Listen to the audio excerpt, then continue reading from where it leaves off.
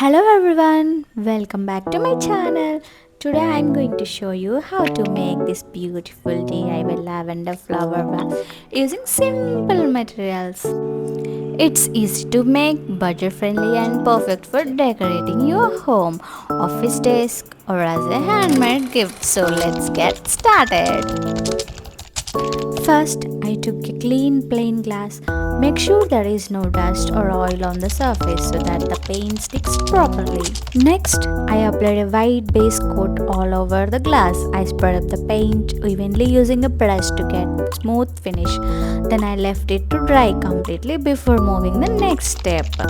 The white background helps the color stand out beautifully.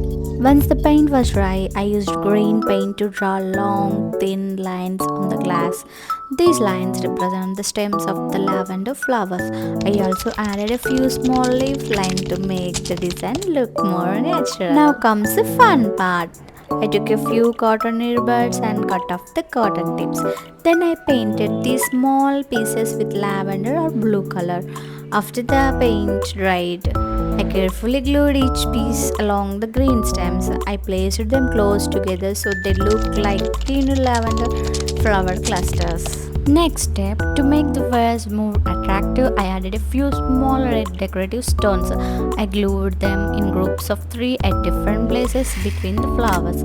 These tiny red accents add a beautiful contrast and make the design look more vibrant and elegant.